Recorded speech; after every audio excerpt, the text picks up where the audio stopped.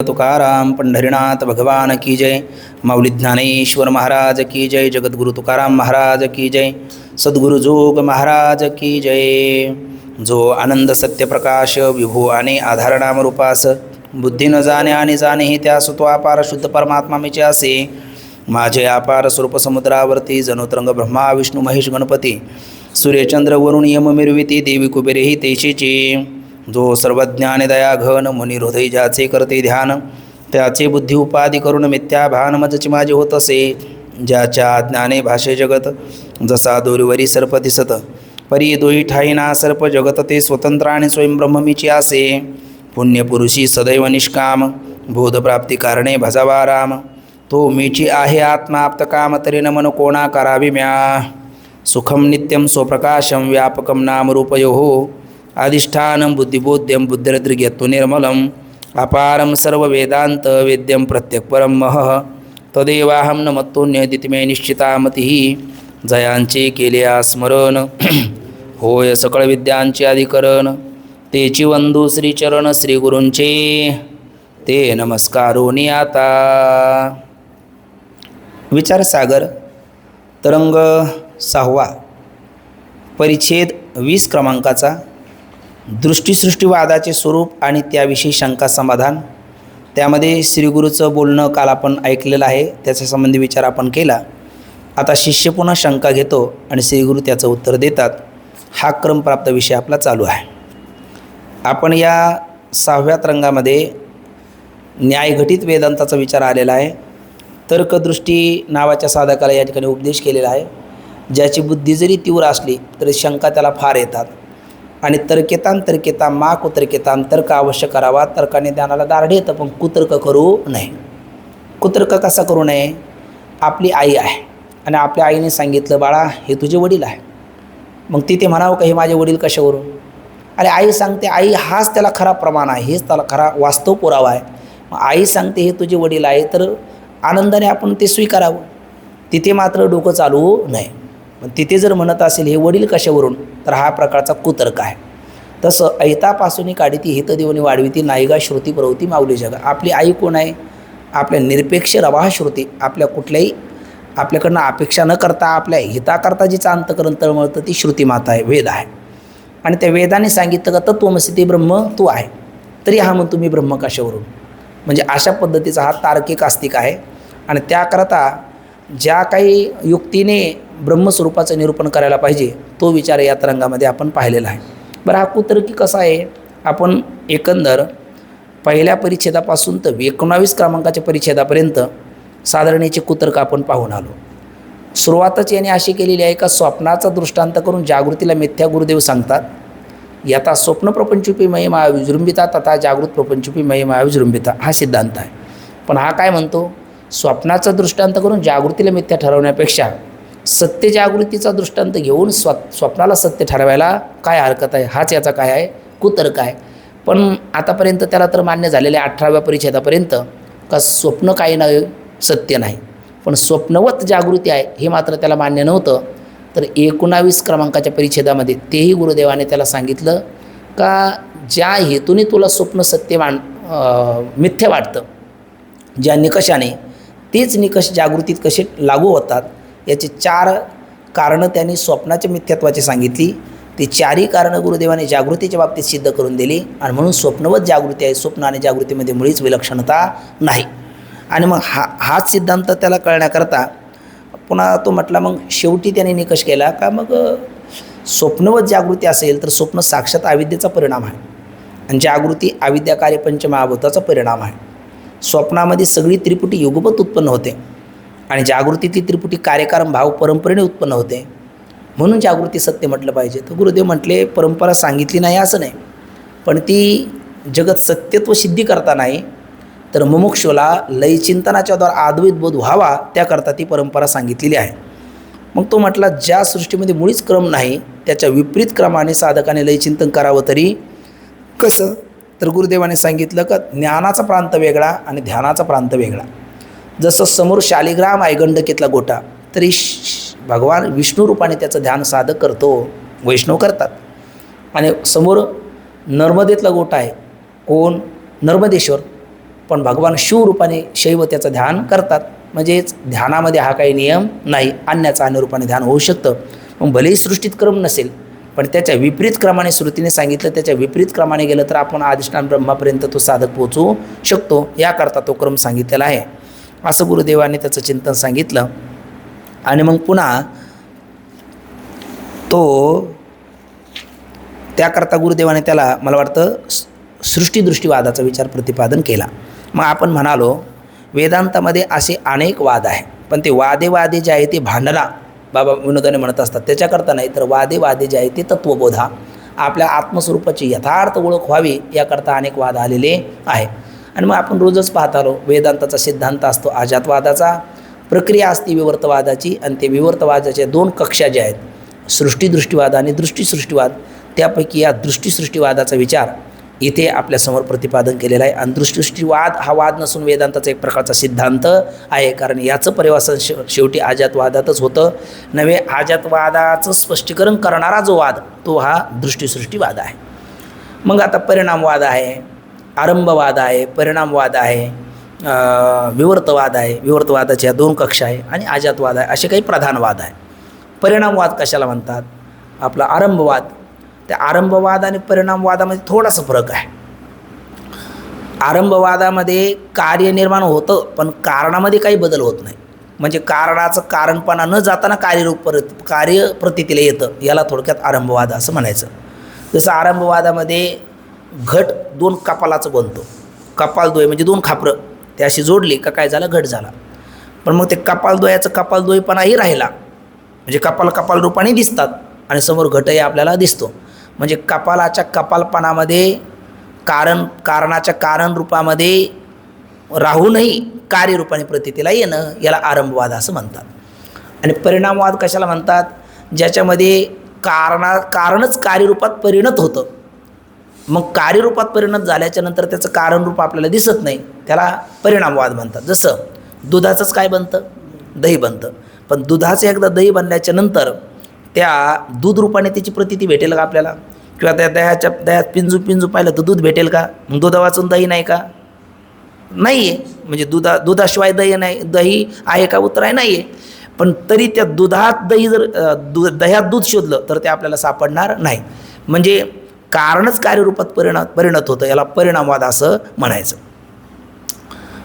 म्हणजे मायाच जगत रूपाने परिणत होते, अव्यक्त मायाच व्यक्त भावाला नामरूपात्मक जगताला येते, हा झाला परिणामवाद. म्हणजे आरंभवाद, परिणामवाद. आणि त्याच्या पुढचं म्हटलं आपण दृष्टीसृष्टीवाद, आपला सृष्टीदृष्टीवाद, आपले विवर्तवाद. आरंभवाद, परिणामवाद आणि पुढचा आता विवर्तवाद. मग विवर्तवाद म्हणजे काय? विवर्तवादामध्ये अधिष्ठान रूपाने राहताना त्याचं होणारं अन्यथा भान यालाच विवर्तवाद असं म्हणतात. जसं रज्जू रूपात काही फरक न पडताना सर्व रूपाने प्रतीतीला येणं, तुम्ही म्हणाल हा आरंभवादच झाला, कारण आरंभवादात ही स्थिती आहे ना. पण आरंभवादामध्ये आणि परिणामवादामध्ये, आपल्या विवर्तवादामध्ये, आरंभवादामध्ये कारण कार्य दोन्ही सत्य मानलं जातं आणि विवर्तवादामध्ये अधिष्ठान सत्य असतं आणि आरोपी मिथ्या असतं. हा त्याच्यातला काही एक प्रकारचा फरक आहे. मग पहिला आरंभवाद, 2 परिणामवाद, 3 विवर्तवाद. आणि विवर्तवादाची ह्या दोन कक्षा सृष्टीदृष्टीवाद आणि दृष्टीसृष्टीवाद. आणि ज्याचं पर्यवसन शेवटी अजातवादात होतं तो हा विवर्तवाद, 2 कक्षेच्या द्वारा. असे एकंदर काही प्रधानवाद पाहिलेत. मग त्याच्यामध्ये प्रतीती सिद्धी दोन्ही नसते, क्षमा करा, प्रतीती आहे आणि सिद्धी आहे, ते 2 वाद. पहिले आरंभवाद आणि परिणामवाद, हे दोन्हीमध्ये प्रतीती आहे आणि सिद्धी आहे. कारण कपाल व दूध या कारणाची प्रतीती आहे आणि त्याच्याद्वारा घट व दही या कार्याची काय आहे? सिद्धी आहे. प्रतीती आहे, सिद्धी आहे, तो आरंभवाद वा परिणामवाद. आणि त्याच्या पुढे गेलो आपण विवर्तवाद, ज्याच्यामध्ये प्रतीती आहे पण सिद्धी नाही, तो विवर्तवाद. जसं रज्जूवर सर्प प्रतीतीला येतो पण सिद्ध होतो काय? उत्तर आहे नाही. अधिष्ठान रज्जूचं ज्ञान झाल्याच्या नंतर त्याची सिद्धी नाही. शुक्तीच्या ठिकाणी रजत प्रतीतीला येतं पण सिद्धी नाही. तसं जगत प्रतीतीला येतं पण ब्रह्माच्या ठिकाणी त्याची सिद्धी नाही. म्हणून विवर्तवाद, ज्याच्यामध्ये प्रतीती आहे पण सिद्धी नाही. आणि त्याच्यापुढे कोणता वाद म्हटलं आपण आता? सृष्टीदृष्टीवाद आणि दृष्टीसृष्टीवाद. तर ह्या दोन्ही कक्षा विवर्तवादाच्याच आहेत. त्यामुळे विवर्तवादातच याचा प्रयास, ज्याच्यामध्ये प्रतीती आहे पण सिद्धी नाही. म्हणजे विवर्तवादाची या दोन कक्षा आहे ना समजून सांगण्याच्या. तर त्यामुळे विवर्तवादातच ते दोन्ही आलेत.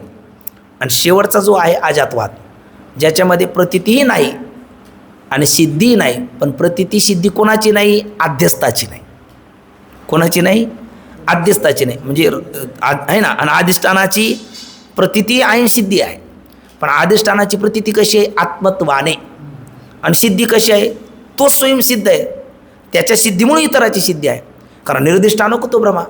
आध्यस्थ पदार्थ नसेल, अधिष्ठान नसेल तर आध्यस्थाची प्रतीती कुठून येईल? अरे ज्या अर्थी सर्पाची प्रतीती या अर्थी येते ना, त्या अर्थी रज्जू आहे म्हणून. रज्जू नसेल तर सर्पाची प्रतीती येणार नाही. त्या अर्थी ब्रह्मरूप आध्यासरूप जगताची प्रतीती येते. त्या अर्थी अधिष्ठानरूप ब्रह्म आहे म्हणून. अधिष्ठानरूप ब्रह्म नसेल तर आध्यस्थ असणारी जगताची प्रतीतीच येणार नाही. म्हणून ज्याच्यामध्ये काय आहे? म्हणजे अधिष्ठान रूपाने प्रतीती आहे, पण ती ज्ञानदेव तो हरे श्रीहरी पाहिला डोळे भरी, पाहता पाहणे दुरी सारुणिया, किंवा माऊली ज्ञानेश्वरीत म्हणतात. दर्पणाचे आधारे एकच करुणी दुसरे, मुख पाहती गव्हारे तैशी नको हे. दर्पणाचा आधार घेऊन एकाच मुखाला दुसरं करून पाहतात ना, तसं पाहणं हे नाही. मग हे पाहणे आयशे असे विरा, जैसे न मोडली या विहिरा, आपली उमे जरा होऊन टाके. भूगर्भाचं आवरण बोर व विहीर खोदून बाजूला सारण्यानंतर आपल्याला तिथलं पाणी दिसतं. पण होतं म्हणून दिसतं का नव्हतं म्हणून दिसतं? होतं म्हणून दिसतं. पण त्या आवरण सारण्या अगोदर त्या पाण्याला कोणीतरी पाहणार आहे.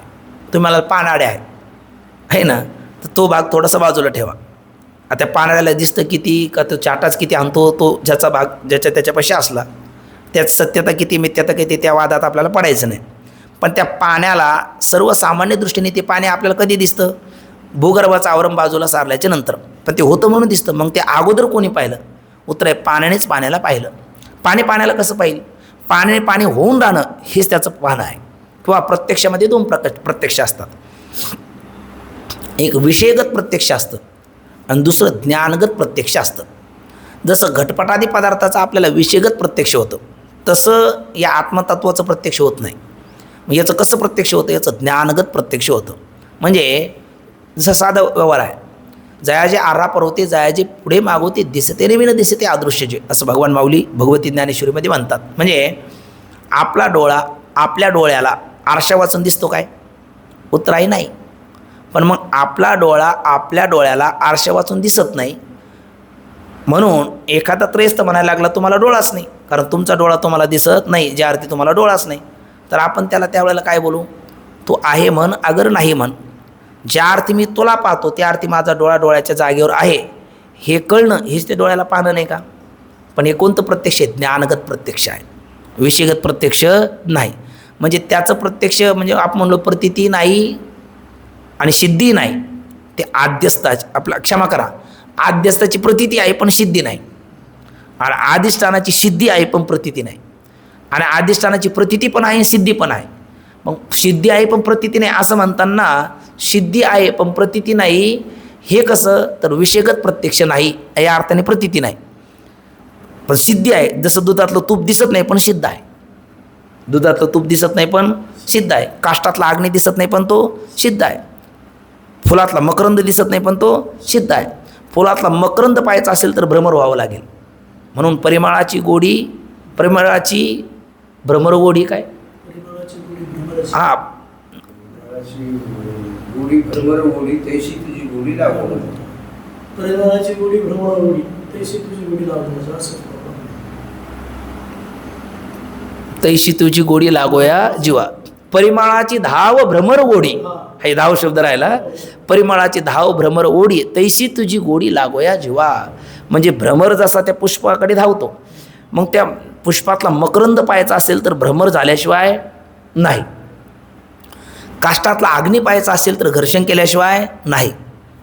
या वायरमधली इलेक्ट्रिक पॉवर पाहायची असेल तर त्याला उपकरण जोडल्याशिवाय नाही. दुधातलं तूप पाहायचं असेल तर घुसळण केल्याशिवाय नाही. तसं त्या ब्रह्मतत्वाची प्रत्यक्ष करून घ्यायचं असेल आणि विषयगत तर होतच नाही, मग ज्ञानगत प्रत्यक्ष करून घ्यायचं असेल तर गुरुचरणापाशी बसल्याशिवाय नाही. म्हणजे गुरुचरणापाशी बसून गुरु तेथ ज्ञान आणि वाचून ज्ञान मी एके आहे ना. तिथे दुसरे उपाय चालत नाही. तिथे मग उपायच काय होतात? आपाय येते एक नवलाव जो जो की जे तरुण पाव तो तो आपाव होई ते ऐका.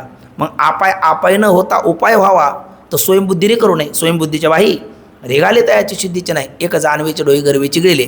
मग ते आपल्याला कळण्याकरता आपण गुरुचरणापाशी बसावं आणि संप्रदाय परंपरेने ते ज्ञान अर्जित करून घ्यावं. मग कळतं का तो आत्मानाम परमात्मा किंवा आत्मरूप परमात्मा, परमात्मरूप आत्मा हा प्रत्यक्षाचा विषय होत नाही. हे कळणं हेच त्याचं प्रत्यक्ष करणं आहे. पण ते कोणतं? ज्ञानगत प्रत्यक्ष आहे, विषयगत प्रत्यक्ष नाही. आता एकंदर आता सरळ काय होईल? प्रतीती सिद्धी दोन्ही आहे, आरंभवाद वा परिणामवाद. प्रतीती आहे पण सिद्धी नाही, तो विवर्तवाद. आणि अधिष्ठान रूपाने म्हटला तर सिद्धी आहे पण प्रतीती नाही. पण कोणती प्रतीती नाही? विषयगत प्रतीती नाही. गुरुकृपेने ज्ञानगत प्रतीती होऊ शकते. आणि मग गुरुकृपेने ज्ञानगत प्रत्यक्ष म्हणजे ज्ञानगत प्रतीती आहे, सिद्धी आहे. पण विषयगत प्रतीती नाही पण सिद्धी आहे, अधिष्ठान.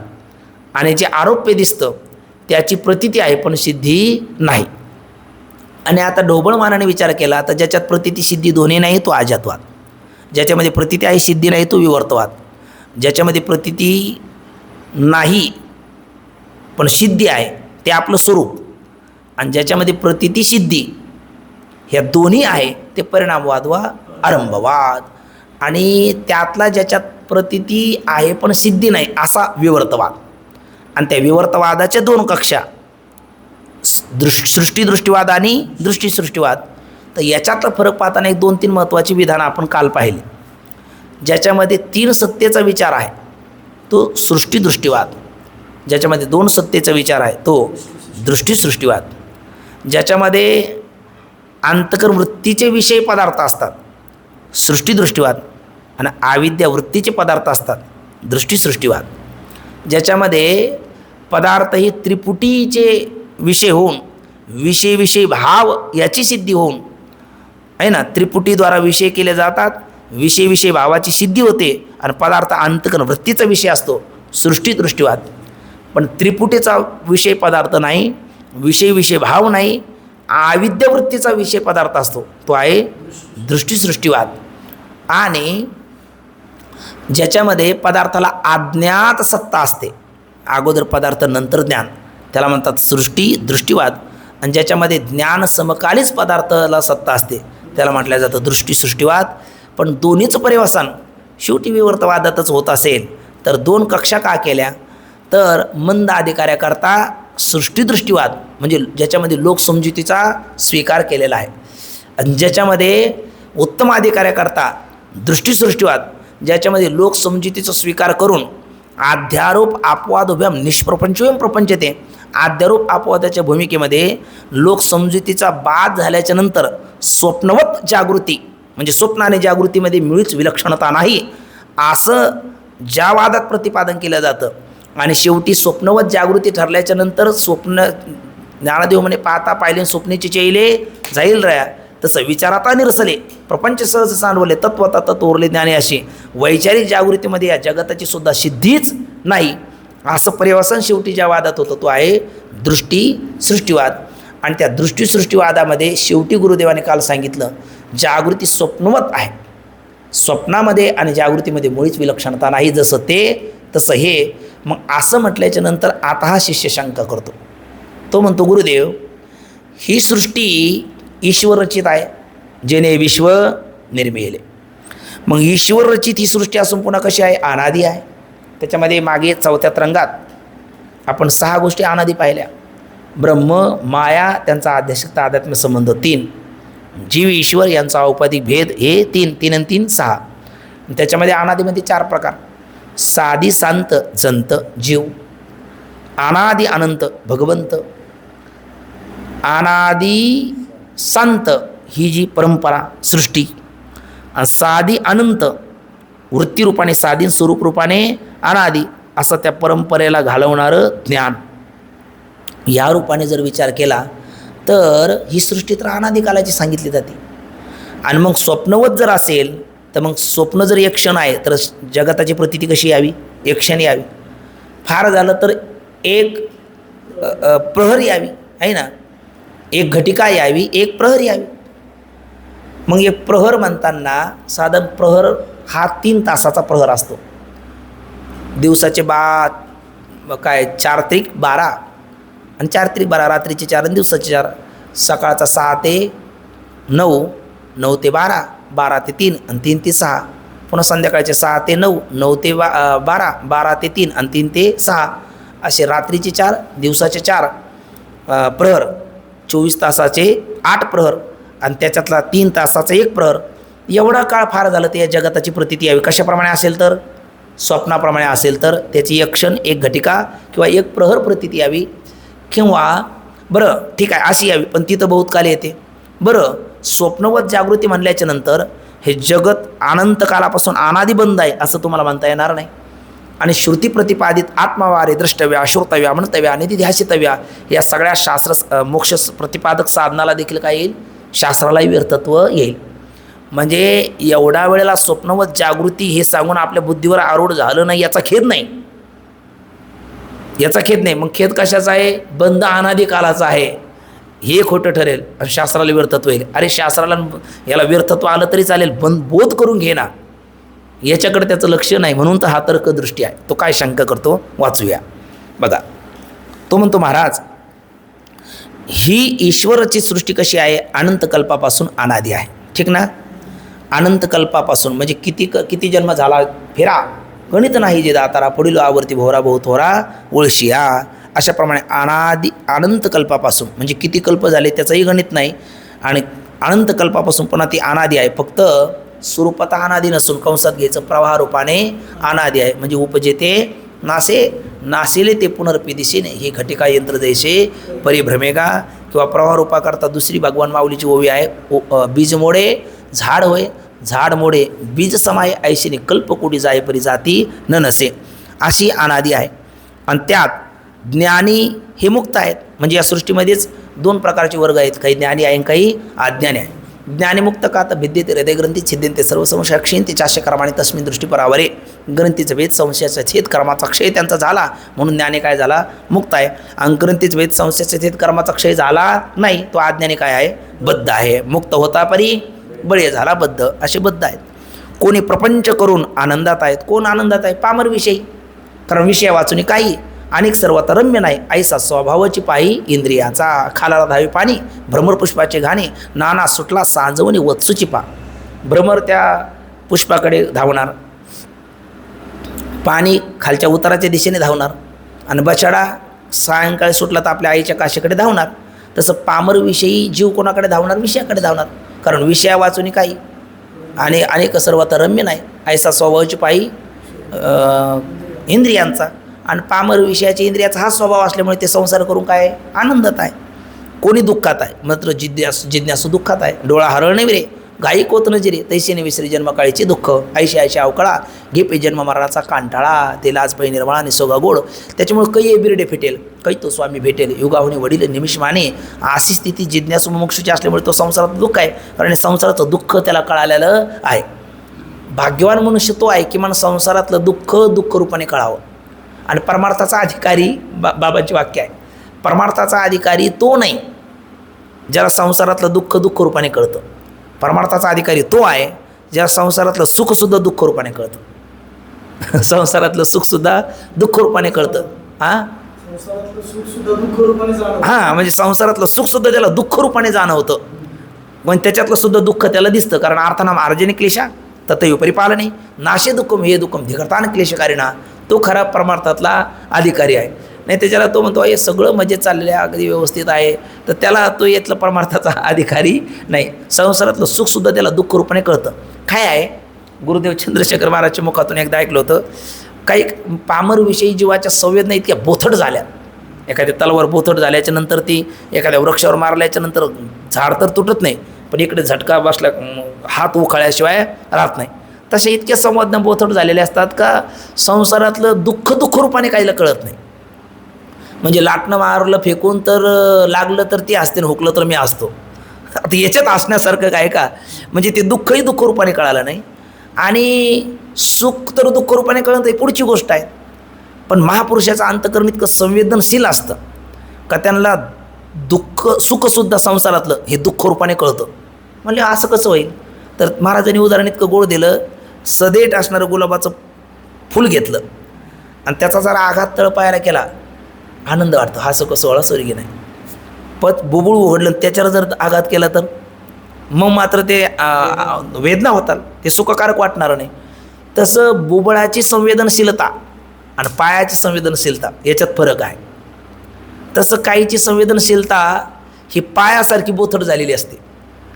म्हणजे दुःख रूपाने कळणं हे पायासारखी संवेदनशीलता आहे आणि सुखसुद्धा दुःख रूपाने कळणं हे बुबळासारखी संवेदनशीलता आहे, ती महापुरुषाची असते. आणि मग अशी लोक संसारात असले ना तर ते संसार करून दुःखी असतात, कारण याच्यातून काही बिरडी फिटेल किंवा एक वेळ करी या दुःखा वेगळे ही त्यांची धारणा असते. म्हणून इथे गोड शब्द दिले त्यांनी. काही प्रपंच करून आनंदात आहे, कोण पामर विषयी, आणि काही प्रपंच करून दुःखात आहे, कोणतं जिज्ञासू मुमुक्षू. आणि अशी प्रपंचधारा कशी आहेत, सारखी चालू आहे. ही याला काही उपजेते नाशे या रूपाने अखंड चालू आहे. जसं मिळून मिळतच असेल समुद्री गंगाजळ जैसे, ते पुढे मिळत आहे आणि मागून येतच आहे, तशा पद्धतीने शृंखला ही धारा सारखी चालू आहे. मग हा शिष्य बोलतो, ती धारा तुमच्याप्रमाणे तुम्ही काय म्हणता स्वप्नवत जागृती, स्वप्न जागृतीमध्ये मुळीच विलक्षणता नाही. मग ती जर स्वप्नाप्रमाण म्हणावी तर एक क्षण, एक घटका किंवा एक प्रहर कालापर्यंत आपल्याला स्वप्नाप्रमाणे त्याची प्रतीती असावी. पण तसं होत नाही. पण स्वप्नाप्रमाणे अल्पकाल स्थायी संसार असेल तर बरं जाऊ द्या, म्हणजे हे सगळे प्रश्नच आहे. स्वप्नाप्रमाणे जर जागृती असेल तर ती एक क्षण प्रतीती यावी, फार झालं ते एक घटका यावी, फार झालं ते एक प्रहर यावी. बरं त्यात असं आहे, पुन्हा स्वप्नाप्रमाणे जर जागृती म्हणलं तर स्वप्न अल्पकाल स्थायी असल्यामुळे जागृती अल्पकाल स्थिर मिळेल, म्हणजे संसार हा अनादिकालाचा आहे असं म्हणता येणार नाही. आणि या संसार निवृत्तीची साधनं जी श्रवण मनन निध्यासन आहे, शास्त्राने प्रतिपादन केले, त्यालासुद्धा काय येईल, व्यर्थत्व येईल. म्हणून म्हणतात स्वप्नाप्रमाणे अल्पकाल स्थायी संसार असेल तर बंध अनादिकालचा आहे असे तुम्हाला म्हणता येणार नाही. आणि बंध निवृत्ती करता सांगितलेले शिरवाणादी साधनंसुद्धा काय होईल, व्यर्थ होईल. मग आता कंसात देतात तिथे, म्हणजे हे ग्रंथकाराचा इथला भाव का ही स्थिती कशी होती.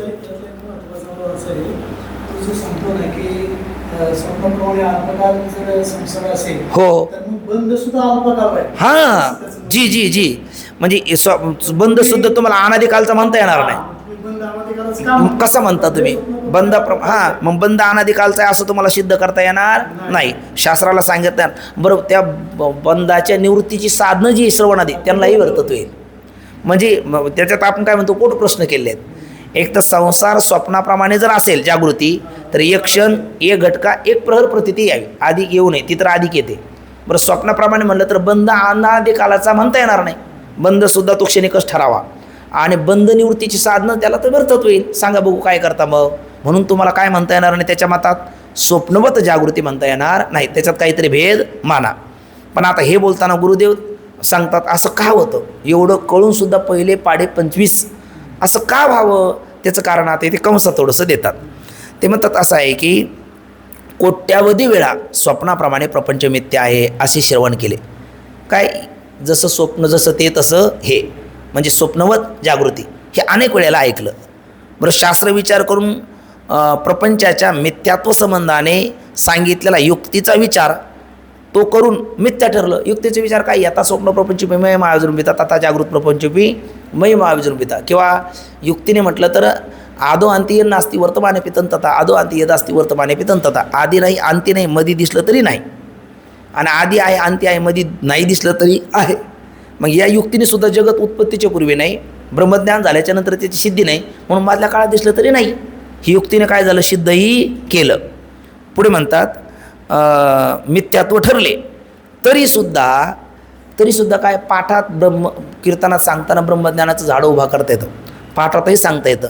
इथून उठल्याच्या नंतर लगेच सगळं सत्यम सत्य, मिथ्याम मिथ्या जातं आणि सगळं सत्य म्हणून व्यवहार सुरू होतो. असं का व्हावं अशी काय मुळात शंका. त्याचं उत्तर देतात तरी अविद्येचा असा काही विलक्षण स्वभाव आहे, स्वभाव दुरतिक्रमा, असा काही विलक्षण स्वभाव आहे, विलक्षण प्रभाव आहे की जागृत व्यवहाराला मिथ्यात्व म्हणते वेळी मन काय होतं, मिथ्यात्वविषयी साशंक होतं. आपले शांती ब्रह्मा बाबा म्हणत असतात मन असं टुनकून उडीच मारतं, म्हणजे ते सगळं मिथ्या ठरवतं. पण जागृत प्रपंचाला मिथ्या म्हटलं का त्याला काही ते एकदम ते सहन होत नाही. का बरं असं व्हावं अशी आपल्या मनात आता शंका आहे. त्याचं उत्तर देतात की खरं तर असं आहे, अनादी कालाच्या प्रपंच सत्यत्वाविषयीचा सत्यत्व निश्चयाचा हा परिणाम आहे. आपण 4 दिवस आता झाले, 2 महिने झाले, 4-2 वर्ष झाले, आता आपण ब्रह्मसत्यम जगन्मिथ्या आणि तेही 24 तास संसार. म्हणजे ते बाबा म्हणायचे, ऐकायला पोथी, वळायला वाती, त्याच पुन्हा सांभाळायला नाती, मग कळेल काय माती आहे ना. म्हणजे हे सगळं करून आता 4-2 दिवस झाले, काही थोडं म्हणजे अनादी संसार म्हणजे किती जन्म झाला फेरा त्यानुसार पाहिलं तर या वेदांतातला अध्यात्मातला प्रवास किती दिवसाचा आहे आपला, काही क्षणाचा आहे. आणि प्रपंच सत्यत्वनिश्चय हा अनेक जन्माचा आहे. मग तो अनेक जन्माचा प्रपंच सत्यत्वनिश्चय अगदी 1 आणि 2 पाठात आणि 4 आणि 2 वर्षात तो जाईल काय? तो काय होतं, गोळी घेतल्याच्या नंतर ताप जातो का दबतो? नाही, दबतो. तो गोळी घेतल्याच्या नंतर तो काय होतं, तितक्यापुरता दबतो आणि मग योग्य प्रसंग आला का पुन्हा उफळून येतो आहे ना. एखादा चोर, दरोडेखोर, काही आवाज हालचाल आली का ते तिथे दडतात, निघून जात नाही आणि तो शांतता आली का पुन्हा आपला कार्यभाग करतात. तसं या विचाराने अनुमानाची पैसे माऊली म्हणतात, कळले की राहायचे काय मृगजळाची ओलांशी भूमिती मे. हे अनुमानिक ज्ञानाने प्रपंच काय होतो, दबतो तो, पण सत्य तो भ्रांती पुन्हा उफळून येते. जसा चेंडू खाली मारल्याच्या नंतर जितका ताकदीने मारला तितका उसळून येतो, तसा अनादी कालाचा प्रपंच सत्यत्वनिष्ठ काय होतो, या चिंतनात उफळून येतो. आणि ही स्थिती ऐकणाराची, हां जे ऐकतात त्यांची, ज्यांनी ऐकलं ते तुम्हाला वेड्यात काढतील. जी हो, याला येरवाड्यात भरती करा. हे काय म्हणू लागलं, जगत मिथ्या. अरे बहुमताने घ्या सगळं जगत सत्य. हे काय म्हणू लागले, म्हणजे ऐकणाऱ्याची स्थिती तर अशी आहे, न ऐकणारे ते तर भरती करायला म्हणतील आणि ऐकणाऱ्याला सुद्धा वाटतं आपण करतो ते योग्य आहे का अयोग्य आहे. कधी कधी आपल्यालाच वाटतं का आपण हे काय डोकं खात बसलो, हे करतो आपण ते उचित आहे का. म्हणजे आपलंच कधी कधी स्वतः परता उत्थान होतं. ह्याचं एकमेव कारण आहे एकतर अविद्येचा प्रभाव आणि अनादी कालापासून अनेक जन्मामध्ये देहाला मी, तत्संबंधीला माझे, ही सत्यत्व भ्रांती जी आहे ना ती एकदम जात नाही. पण मग एवढं करून जर ती जात नाही तर ह्या विचारातून बाजूला न्यायला जाईल काय, मग ती तर तशीच राहील. पण दिवा भडकायला लागला शेवटी बुजताना तो काय होतो, जास्त भडकतो, प्रज्वलित होतो. तसंही मायासुद्धा तिला माहिती आहे, एकदा जर याने आपल्याला मिथ्या ठरलं तर आपलं बसतानच गेलं. मांजर जे असतं ना ते जिवंत उंदराच्या मागं जास्त पळतं का मेलेल्या उंदराच्या मागं. ते मेलेलं तिला माहिती आहे कधी गिऱ्हाईक आपलंच आहे, जिवंत उंदराच्या मागं जास्त धावतं. तसं ही आळंदीतली जी आहेत ना, आळंदी, काशी, पंढरी, हा जो मुमुक्ष वर्ग आहे हे जिवंत उंदर आहे. आणि त्यांच्यामुळे मांजर काय करतं, बऱ्याच वेळेला त्याला असं उलथून पाडतं. बऱ्याच वेळेला मग कधीतरी एखादा त्याला दिंडी चालकच करेल, दिंडी मालकच करेल, कीर्तनकारच करेल, गायकच करेल, मठाधिपतीच करेल, असं कुठल्या तरी याच्यात काय करतं ते घातले आहे निसंगा फाशी जेणे ज्ञानोबराय म्हणतात परिग्रहाचं, आणि त्याच्यात ते त्याला गुंतवतं हे मांजर. आणि मग त्या पिंजरा टाकून त्याला ताब्यात घ्यायचा प्रयत्न करतं. पण त्याच्यातून सुद्धा उंदीर निघले का मग ती ब्रह्मापर्यंत जातात. नाही निघले का त्याच वर्षात आवरतात. हां, आम्ही चुंबळी नव्हतैसी. हां, जी म्हणजे थोडक्यात त्या मांजराच्या ताब्यात जाता कामा नये. मग मायारूपी मांजर आहे, मुमुक्षरूपी जिवंत उंदीर आहे, पामर विषय कोटीतला जीव मेलेले उंदर आहेत. त्याला माहिती आहे गिऱ्हाईक आपलं कधी आपलंच आहे, म्हणजे 4 दिवसांनी याचा उपयोग करता येईल. पण हे जिवंत आहे ना त्याला पहिले पकडा. तर त्यामुळे आपण जितकं मायाला मिथ्या म्हणत जातो ना तितकं माया त्याचा सत्यत्वाचा प्रभाव दाखवते. पण तिने किती प्रभाव दाखवला तर त्याच्या प्रभावाचा अभाव या तत्त्वज्ञानाने करता येतो. पण त्याच्याकरता सकाळी एकदा चिंतन संध्याकाळी एकदा चिंतन असं नाही, किंवा आहे ना त्याला तत्चिंतनम तत्कथनम अन्योन्य तत्प्रबोधनम एतदेक परत्वमचे ब्रह्माभ्यासम विदुर्बुधः. त्याला सतत ते चिंतन करावं लागतं. आणि मग तुका म्हणे सुखदेव निरसने चिंतने तद्रुपता, पण त्याला सातत्य लागतं. आणि सातत्य असून डॉक्टर बाबा म्हणत असतात कसं म्हणजे कळायला लागल्यापासून ते मरेपर्यंत, म्हणजे उठल्यापासून ते झोपीत जाईपर्यंत, कळायला लागल्यापासून ते मरेपर्यंत नाही, साक्षात्कारपर्यंत. मग कोणातरी एका जन्माच्या शेवटी कृपळापोटी येईल दया. मग आपण काय करायचं, हे होत नाही म्हणून नकारात्मक विचारसरणीत जायचं नाही. खरं त्याची लाजच वाटायला पाहिजे अंतकरणाला, पण लाज वाटून मग एवढं करून होत नाही द्या सोडून असं नाही करायचं. मग सकारात्मक पद्धती काय घ्यायची, अरे जाऊ दे तुकोबरायचं त्यालाही प्रमाण आहे आपल्याला, धीर देतात. अरे करावे चिंतन तेची बरोबर न भेटून परवानगी राहे भाव तंग तोची जाना देव. भेटल्याच्या नंतर एखाद्या प्रियसीला प्रियकराच्या भेटीच्या विरहात जी त्याच्या भेटीची उत्कटता आहे ती भेटल्याच्या नंतर राहते का? नाही. पण मग चिंतन कधी घडतं? न भेटता त्या काळात, विरह काळात. तसं विरह काळात हे त्याच्या चिंतनात जो आनंद आहे, आपल्याला ज्यावेळेला या चिंतनाचा असतो त्यावेळेला काय आठवतं? त्या तत्वाच्या अतिरिक्त काही डोळ्यासमोर येत नाही. मग हाच त्या तत्वाचा आनंद आहे ना. मग ते तत्व अरे बरं, भेटायला जायचं कुठं? ते आपलं स्वरूपच आहे, ते आपल्यापासून दूर कुठं आहे? बाबळीची सारावे हाते पाणी तो असे आहे, ते आभरीत जावे गगन, ते सिद्धच की ते आपलं स्वरूपच आहे. म्हणून त्याच्यापासून दूर कुठे? त्याला भेटायला दूर जायचंच नाही. ते गोड अभंग आहे कबीरदासजीचा. पाणी मोमीन प्यासी मोहे सुन सुन आवत हासी, आत्मज्ञान बिन नर भटकत हे, कहा मथुरा कहा काशी, पाणी मे म्हणून मीन प्यासी. माशी पाण्यातच आहे, पाण्याकरता तडफडते. तसं ते आपण स्वरूपातच त्याच्या प्राप्तीकरता म्हणजे जवळ असतात जगजीवन. का धांडुळ शिवण एकाग्र करी मन, तेने होईल समाधान रे. फक्त वृत्ती अंतर्मुख करायची, अंतर्मुख करण्याकरता हे चिंतन आहे, त्याच्या प्राप्तीकरता नाही. कारण ते नित्य प्राप्तच आहे. किंवा त्या अप्राप्तीचा जो भ्रम झालेला आहे ते भ्रम घालवण्याकरता हे चिंतन आहे. कारण आज सत्यत्वाची जी भ्रांती आहे ना ती पुन्हा पुन्हा वर डोकं काढते आणि त्यामुळे पुन्हा वाटतं का नाही ब्रह्म मिथ्या जगत सत्य. पण तरीही चिंतन हेच करायचं का ब्रह्म सत्य जगत मिथ्या. कारण जे सत्य नाही ते जर चिंतनाने सत्य वाटत असेल, चिंतनाचाच परिणाम आहे ना गतानुगतिके. जे सत्य नाही ते जर चिंतनाने सत्य वाटत असेल तर जे मिथ्याच आहे ते चिंतनाने मिथ्या का वाटणार नाही? का मिथ्या होणार नाही? होणारच. फक्त त्याला चिंतनाचा जेवढा आपण अनेक जन्मामध्ये हा सत्यत्वाच्या भ्रांतीचा जेवढा जोर लावून चिंतन केलं ना किंवा आपल्याकडनं घडलं ना तितकं हे चिंतन करावं लागेल. ते किती म्हणजे ते काही पुण्याची गणना कोण करे असा प्रकार आहे. ते होत नाही ना तोपर्यंत तितकं चिंतन अजून झालं नाही असं समजायचं आणि ते करत राहायचं. काय बोलतात बघा, जी गोष्ट शास्त्रप्रमाण विचार युक्ती आणि विद्वान अनुभव यांच्या विद्वानाच्या अनुभवाने निश्चित झाली. ज्ञानोबरायचा अनुभव आहे, जे जे देखणे सगळे ते स्वप्नेचे मृगजळ. आणि म्हणून किंवा आगाजी झालीची नाही तयाची वार्ता पुसची काय, तो कोबरायचा अनुभव आहे. न झाला प्रपंच आहे पर ब्रह्म. आणि मग तेनेचे पण ते चालू जाता न पडे गुंता कोठे काही. तथापि त्या गोष्टीविषयी मन काय होतं, जरा साशंक होतं. हे काय आहे? काही नाही, दैव दुर्विलासाचे लक्षण आहे. काय होतं त्याला, एवढ्याने कसं होईल अशी एक गोष्ट बाबा सांगत असतात. एवढ्याने कसं होईल?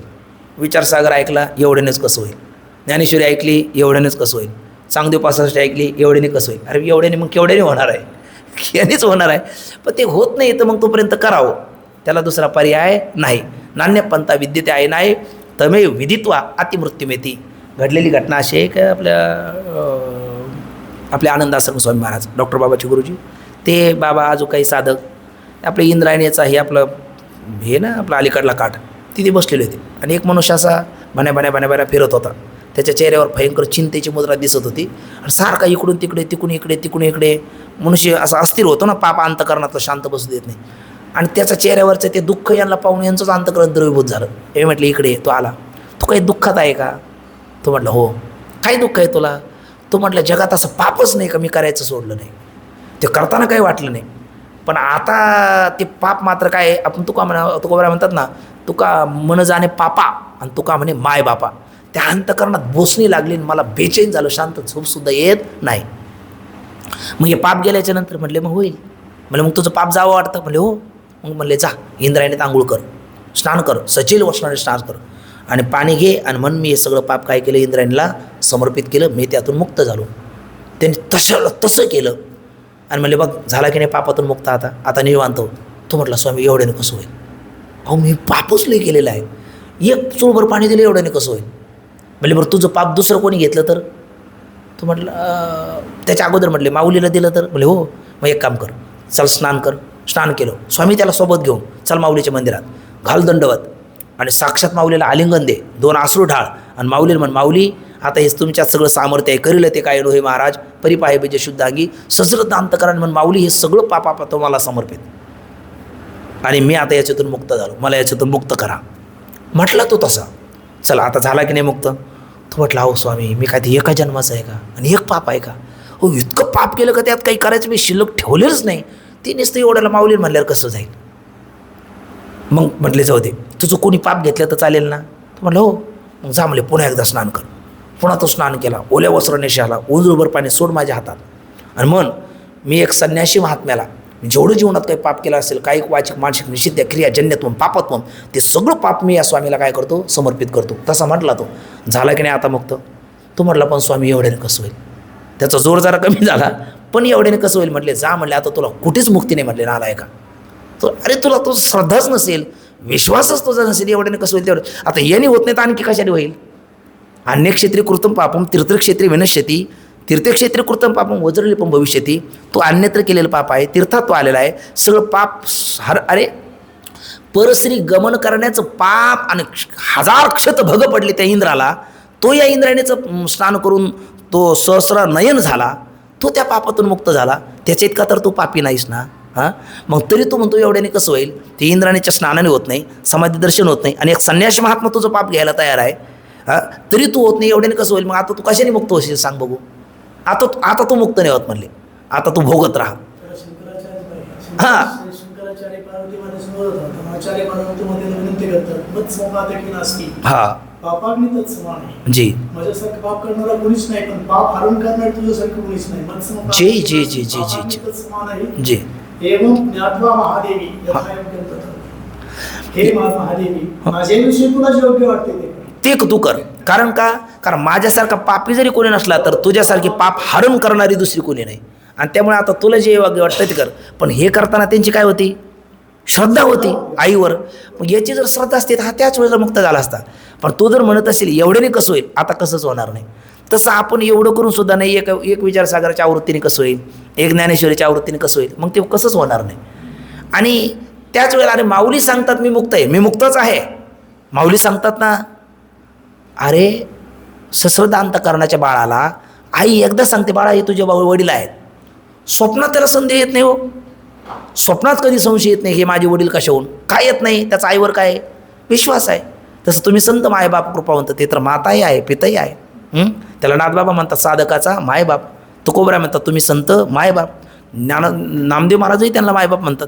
मग ते जर आपल्याला सांगतात तत्वमसी ती ब्रह्मस्तू आहे, संसार झालाच नाही, तर त्या वचनावर विश्वास ठेवायला पाहिजे. विश्वास ठेवला तर काम झालं.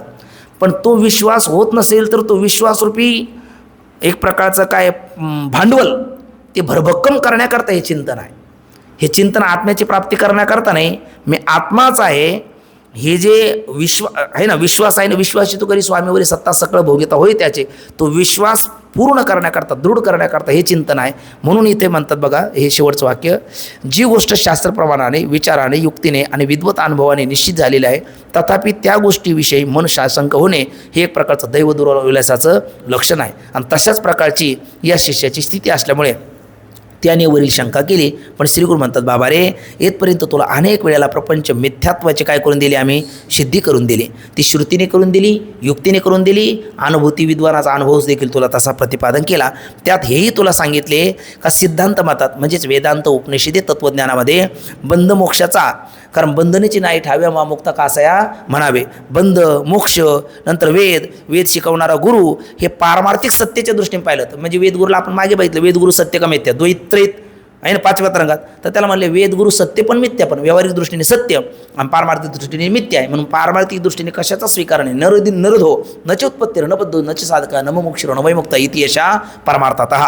म्हणून म्हणतात का सिद्धांत मतात बंध मोक्षाचा किंवा वेदगुरूचा कोणत्या सत्तेच्या दृष्टीने पारमार्थिक सत्यत्वाने काय नाही अंगीकार नाही. चैतन्य मात्र नित्यमुक्त आहे आणि अविद्येचा परिणाम चैतन्याच्या ठिकाणी नाना प्रकारचा होतो. म्हणजे नाना प्रकारचा होतो म्हणजे व्यष्टी समष्टी जगत रूपाने सगळी माया सगळे जगत आपल्याला दाखवते. अघटित घटना पट्यायशी माया आणि त्यास विवर्त असं म्हणतात. आणि हा जो विवर्त पदार्थ आहे ना, विवर्त पदार्थाने आत्मस्वरूपाची यत्किंचितही हानी किंवा लाभ होत नाही. जसं रज्जूवर सर्प विवर्त आहे. एक ही रज्जू आहे, रज्जूवर एकाला पुष्पमाला भासली आणि एकाला सर्प भासला, तर सर्प भासाने रज्जू सुगंधी होत नाही, क्षमा करा विषारी होत नाही, आणि पुष्पमाल्याने ती सुगंधी होत नाही. म्हणजे विघातक म्हणलं का विषाचा प्रभाव आणि विधायक म्हणलं तर त्या पुष्पमाल्याच्या सुगंधाचा प्रभाव, अशा दोन्ही प्रभावाने प्रभावित होत नाही कोण रज्जू, कारण रज्जूच ठिकाणी त्याचा अभाव आहे म्हणून त्या दोन्ही प्रभावाने ती प्रभावित होत नाही. तसं आत्मस्वरूपाच ठिकाणी मायेचाच अभाव असल्यामुळे माय कार्य प्रपंचाचा विघातक वा विधायक, अनुकूल वा प्रतिकूल परिणाम, विवर्त पदार्थाचा अधिष्ठान तुझ्या आत्मस्वरूपाच्या ठिकाणी येत किंचितही संबंध नाही, कोणाचा कोणाशी न घडे संबंध, असा विषय सांगताना म्हणतात त्या विवर्त पदार्थाने आत्मस्वरूपात येत किंचितही हानी होत नाही किंवा लाभही होत नाही. समज की एखाद्या दोरीवर सर्प भासला तर ती दोरी विषयुक्त होत नाही किंवा मालेचा भ्रम झाला तर ती सुगंधी होत नाही. त्याप्रमाणे आत्म्याच्या ठिकाणी वैदिक कर्माचा किंवा उपासनेचा, वैदिक कर्म असेल किंवा त्या उपासतापास असेल, उपासना असेल, या व्यवहार झाला तरी पाप पुण्य उभय न स्पृश्यतः, म्हणजे त्याला नाही पुण्याची मोजणी नाही पापाची टोचणी चाले जशी गंगोगाचे पाणी, किंवा तुका म्हणे आम्ही झालो अग्निरूप लागून येतो पाप पुण्यागी, पाप पुण्या दोन्हीचा संबंध आत्मस्वरूपाच्या ठिकाणी नाही. म्हणून म्हणतात पाप पुण्योत्पत्ती होत नाही. किंवा अत्यंत निषिद्ध व्यवहार घडला, म्हणजे वैदिको लौकिको अन्यथावा असं पंचदशीमध्ये म्हटलेलं आहे. अत्यंत निषिद्ध व्यवहार झाला तरीही त्यापासून आत्म्याच्या ठिकाणी पापोत्पत्ती होत नाही. आत्मा कसा आहे? असंग, एकरस आहे, जगत कालत्रय झालेच नाही आणि म्हणून त्याचा निषेध करण्याची देखील आवश्यकता नाही. कोणी बद्ध नाही, कोणी मुक्त नाही, अशी वास्तविक स्थिती आहे. हे मांडुक्य उपनिषदाच्या कारिकेमध्ये गौडपादाचार्य म्हणजे भगवत पूज्यपाद शंकराचार्यांचे आद्यगुरू, कारण शंकराचार्यांचे गुरु गोविंदपादाचार्य आणि त्यांचे गुरु गौडपादाचार्य यांनी मुमुक्षुनाम विमुक्त आहे मांडुक्यमेव अलम, मुमुक्षुच्या मुक्तीकरता एक मांडुक्य उपनिषदसुद्धा पुरे आहे. आणि त्या मांडुक्य उपनिषदावर जवळपास त्यांनी 42 कारिका लिहिलेल्या आहेत. त्यातली एक जगप्रसिद्ध कारिका आहे आदो अंती नास्ती वर्तमाने पितन तथा, आणि आदो अंती यद असती वर्तमाने पितन तथा, तिचा उल्लेख इथे केलेला आहे. ते म्हणतात की बघा आत्मा कसा आहे? असंग, एकरस आहे, जगत कालत्रय झाले नाही, म्हणून त्याचा म्हणजे जगताचा निषेध करण्याची सुद्धा आवश्यकता नाही. वंद्यपुत्राला मारायचा कधी? असेल तर, नाहीच तर त्याला मारणार काय? म्हणून जगाचा निषेध करायचा कधी? ते असेल तर. पारमार्थिकदृष्ट्या जगताची सिद्धीच नाही तर त्याचा निषेध करायचा काय? कारण जगत आधी नाही, ब्रह्मज्ञान झाल्याच्या नंतर सिद्धी नाही, म्हणून मधल्या काळात दिसलं तरी ते नाहीच आहे, म्हणून त्याचा निषेध करण्याची आवश्यकता नाही. कोणी बद्ध नाही, कोणी मुक्त नाही, न निरोधो न चोत्पत्ती, अशी वास्तविक स्थिती आहे. हे मांडुक्य उपनिषदाच्या कारिकेत गौडपादाचार्यांनी स्पष्ट सांगितले आहे. आणि दिसणारे जगत स्वीकारून बोलवायचे म्हटले. बघा हे दिसणारे जगत स्वीकारून बोलणं आला इथं सृष्टीदृष्टीवाद, आणि जगत नाहीच झालं सांगणं हा दृष्टीसृष्टीवाद. ठीक ना? अविद्या आणि अविद्येचे परिणाम जगत याचा चैतन्याशी कोणताही संबंध नाही. असेलच कसा? कारण जगत तत्वतः झालेच नाही, हा मुख्य वेदांताचा सिद्धांत आहे, म्हणजे अंतिम निर्णय श्रुतियुक्ती अनुभूतीच्या अविरुद्ध. आणि म्हणून प्रतीत होणारा बंध हा किंवा वेदगुरू आणि वेदगुरू पुन्हा श्रवणाची साधने किंवा समाधी किंवा मोक्ष या सर्वांची प्रतीती कशी आहे? स्वप्नाप्रमाणे अविद्येजन्य आहे. स्वप्नात नसताना दिसतात तसं हाही खेळ नसताना दिसतो. तिथे फक्त निद्रादोष आहे आणि ते मायारूपी माया अविद्या हे त्याचं कारण आहे.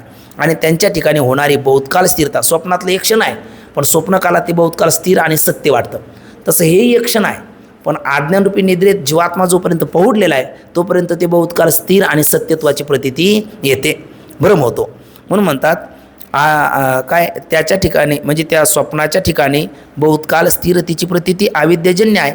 जागृत पदार्थाच्या ठिकाणी हा सिद्धांत न जाणता किंवा अनंत कालाच्या संस्काराने म्हणजे जगत सत्यत्वाचे संस्कार ते पुन्हा पुन्हा निष्कारण प्रपंच सत्य वाटत असल्यामुळे असा प्रश्न निर्माण होतो की स्वप्नाप्रमाणे जागृती मिथ्या असेल तर एक क्षण किंवा एक घटकाभर प्रतीत व्हावी, पण पुन्हा तोच विचार करणे आवश्यक आहे की अरे निद्रादोषामुळे क्षणमात्र असणाऱ्या स्वप्नामध्ये अध्यापक, अध्ययन, वेद, शास्त्र, पुराण अध्ययन करता हे आणि कर्म आणि कर्माचे पुन्हा फल याची प्रतीती आपल्याला स्वप्नात जशी येते ना, आहे ना, त्यांची ठिकाणी आणि पुन्हा ते सत्य वाटतं आणि स्थिरतेची प्रतीती येते, म्हणजे तो भ्रम जसा स्वप्नामध्ये होतो तसेच जागृतीचे पदार्थही सर्व स्वप्नाप्रमाणे आहेत. त्यांच्या ठिकाणी असणारी सत्यतेची व स्थिरतेची प्रतीती होते, तो भ्रमच आहे.